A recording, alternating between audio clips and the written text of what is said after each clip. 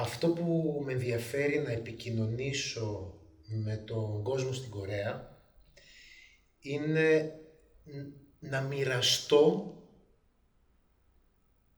αυτό που έχω εγώ μέσα μου ως πολιτισμό και να συναντηθώ εγώ με τον πολιτισμό των ανθρώπων εδώ στην Κορέα. Δηλαδή, να υπάρξει μια επικοινωνία δική μου μαζί με τους ανθρώπους με τους οποίους θα δουλέψω για να έχουμε ένα κοινό αποτέλεσμα.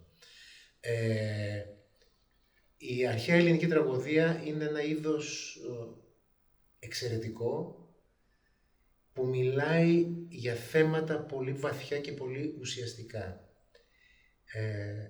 Αυτό που με ενδιαφέρει είναι να μπορέσουμε να μιλήσουμε για τα προβλήματα που μας απασχολούν μέσα από ένα ποιητικό φίλτρο. Είμαι εντυπωσιασμένος από τους ηθοποιούς στην Κορέα.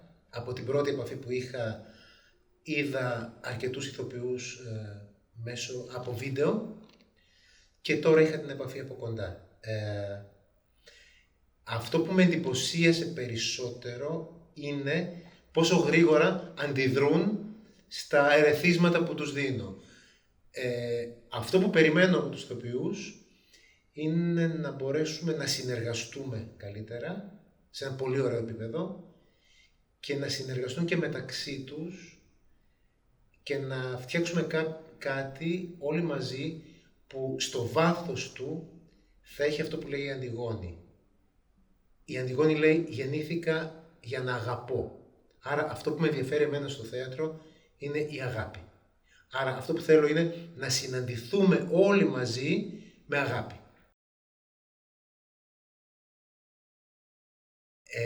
Ελπίζω να μπορέσουμε να πάμε στην Ελλάδα. Ελπίζω το κοινό στην Ελλάδα να δει την παράσταση. Νομίζω οι θεατές στην Ελλάδα στέκονται με σεβασμό απέναντι σε όποιον είναι εκτός από τη χώρα και ασχολείται με την αρχαία τραγωδία. Επειδή είναι ένα είδος που θεωρείται ελληνικό, όταν αυτό το είδος κάποιοι άνθρωποι στο εξωτερικό το αντιμετωπίζουν με αγάπη και σεβασμό, το ελληνικό κοινό πάντα στέκεται με σεβασμό απέναντι σε αυτό και με πολύ μεγάλο ενδιαφέρον.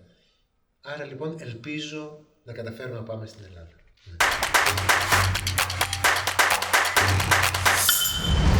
Ελπίζουμε να σας δούμε στο θέατρο. Θα τα πούμε στη σκηνή. 제40회 대한민국 연극제의 용인 많은 관심 부탁드립니다.